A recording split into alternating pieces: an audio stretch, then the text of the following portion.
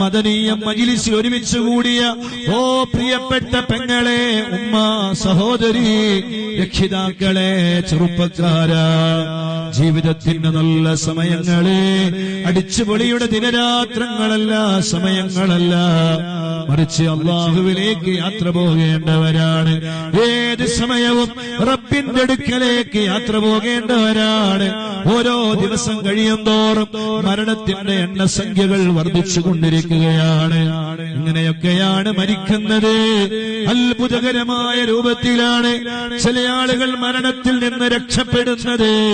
എന്നാൽ ചില ആളുകൾ അല്ലാഹുവിന്റെ തീരുമാനത്തിന് വഴങ്ങിയിട്ട് റോഡ് സൈഡിൽ നിൽക്കുന്ന സമയത്ത് വാഹനങ്ങൾ വന്ന് ഇടിച്ച് തെറിപ്പിച്ച് മരണപ്പെടുകയാണ്. ആർക്കാണ് എന്താണ് പറയാൻ കഴിയുക? നമ്മുടേതാണോ തീരുമാനങ്ങളെ? പൊന്നുമോളെ, 4 പെൺമക്കളല്ലേ, 8ാം ക്ലാസ്സിൽ പഠിക്കുന്ന 4 പെൺമക്കള്. അവരൊന്നിച്ചാണ് യാത്ര ചെയ്തിരുന്നത്, അവരൊന്നിച്ചാണ് വന്നിരുന്നത്, അവരൊന്നിച്ചാണ് പോയിരുന്നത്, അവരൊന്നിച്ചാണ് കാര്യങ്ങളെ ചർച്ച ചെയ്തിരുന്നത്. അന്നും അവര് 4 പേരും ഒന്നിച്ചാണ് യാത്ര ചെയ്യുന്നത്.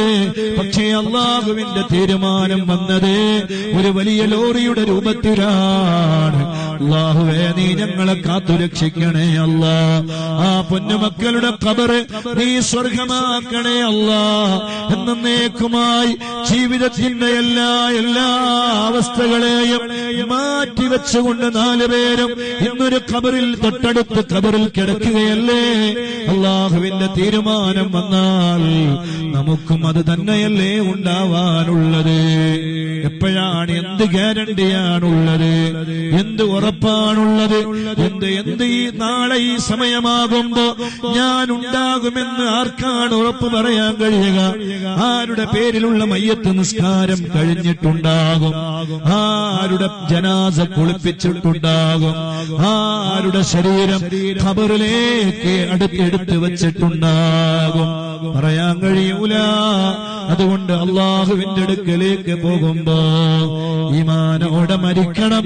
അതിനുള്ള ഏറ്റവും നല്ല വഴിയാണ് പരിശുദ്ധമായ ഹദ്ദാദ് റാത്തീബ്. അത് ജീവിതത്തിൽ പതിവാകണം.